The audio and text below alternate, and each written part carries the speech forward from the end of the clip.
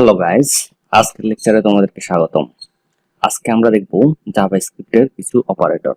এই জন্য এখানে একটা আমরা ফাইল খুলে নিই, operator.js নামে, এবং আমরা এখান থেকে এটা ক্লিয়ার করে দিলাম। এখন দেখো, আমরা দুইটা নাম্বারের মধ্যে যদি যোগ করতে চাই তাহলে আমাদেরকে কি লিখতে হয়? ধরো 23 নাম্বার 2 দিলাম হচ্ছে আমরা 7,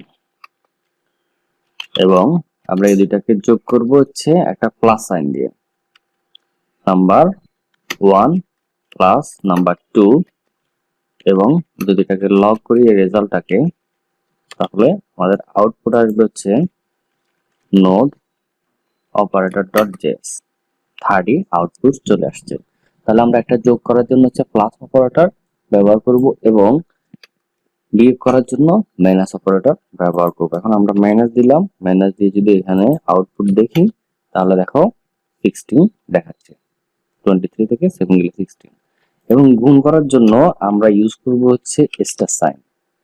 গুণ করার জন্য আমরা স্টার সাইন ইউজ করব এবং এটাকে দেখবো হচ্ছে দেখো গুণ হয়ে গেছে। 23 এবং 7 গুণ করলে হয় হচ্ছে 161।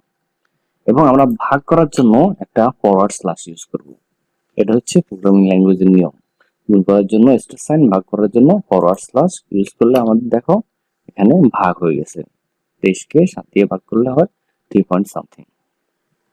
আরেকটা জিনিস দেখো, আমরা যদি ভাগশেষ বের করতে চাই, আমরা 23কে 7 দিয়ে ভাগ করলে ভাগশেষ কত থাকে এই জিনিসটা বের করার জন্য আমাদের এখানে পার্সেন্টেজ সাইন ইউজ করতে হবে। আমরা এখন ভাগশেষটা পাবো। দেখো ভাগশেষ থাকে 2, তাহলে 3 7 21 আর 2টা ভাগশেষ থাকে। আমরা তাহলে প্লাস দেখছি, মাইনাস দেখছি, তারপরে গুণ করার জন্য স্টার সাইন, ভাগ করার জন্য ফরওয়ার্ড স্ল্যাশ এবং ভাগশেষ বের করার জন্য পার্সেন্টেজ সাইন। তো আমাদের এগুলো হচ্ছে জাভাস্ক্রিপ্টের অপারেটর। এখন আমরা যদি আরেকটা জিনিস দেখি, সেটা হচ্ছে নাম্বার 1 ইকুয়াল হচ্ছে 0.1 ভ্যারিয়েবল, নাম্বার 2 ইকুয়াল হচ্ছে 0.2।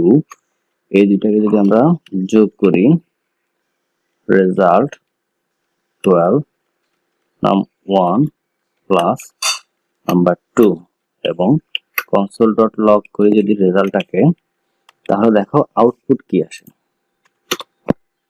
0.300000। অনেক বিশাল একটা রেজাল্ট আসছে, কিন্তু আমরা তো সাধারণ যোগে জানি 0.1 এবং 0.2 যোগ করলে হয় 0.3। এখন আমরা এটাকে কি করতে হবে? প্রত্যেকটা প্রোগ্রামিং ল্যাঙ্গুয়েজে এই সমস্যাটা হয়, তখন আমরা এরকম ডট দিয়ে টু ফিক্সড করে দিতে পারি যে পয়েন্টের পর কত গজ যাবে। আমাদের পয়েন্টের পর ধরে 1 গজ যাবে। তাহলে দেখো এবার আমরা রেজাল্ট দেখলে 0.3 হচ্ছে, পয়েন্টের পর মাত্র 1 ঘর যাবে। এটাকে আমরা এইখানে যে রেজাল্ট আসবে সেটাকে ডট দিয়ে টু ফিক্সড ফাংশন দিয়ে ভিতরে 1 লিখে দেবো। পয়েন্টের পর 1 ঘর। আমি যদি 2 ঘর চাই, পয়েন্টের পর 2 ঘর, তাহলে দেখো কি হয় 0.30।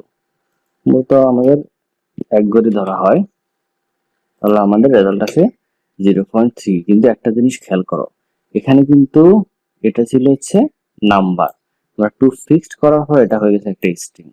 তাহলে এটাকে আমরা যদি আবার নাম্বারে কনভার্ট করতে হয় কি করতে হবে? কি করতে হবে? আমাদের করতে হবে পার্স ইন্ট। রেজাল্টটাকে আমরা পার্স ইন্ট করে দেব, তাহলে আমাদের এখানে এটা নাম্বার হিসেবে আসবে। পার্স ইন্ট, সরি, এখানে পার্স ইন্ট করলে কিন্তু হবে না। তাহলে দেখো আমাদের খুচরা অংশটুকু বাদ দিয়ে দিচ্ছে। আমাদের যেহেতু এখানে পয়েন্ট আছে, তাহলে আমাদের এখানে পার্স ফ্লোট করতে হবে। সো আমরা পার্স ফ্লোট করব 0.3, আমাদের রেজাল্টটা আসছে। তাহলে এটা এখন একটা নাম্বার। তাহলে আমরা যদি ইন্টিজার সংখ্যা চাই বা পূর্ণ সংখ্যা চাই, তাহলে আমরা পার্স ইন্ট করব, এবং যদি আমরা ফ্র্যাকশন ওয়ালা সংখ্যা চাই, ফ্লোটিং সংখ্যাগুলা কাজ করতে চাই তাহলে আমরা ফার্স্ট ফ্লোট ইউজ করব। আজকের লেকচারটুকু এতটুকু থাকলো, আমাদের দেখা হবে নেক্সট লেকচারে। আল্লাহ হাফেজ।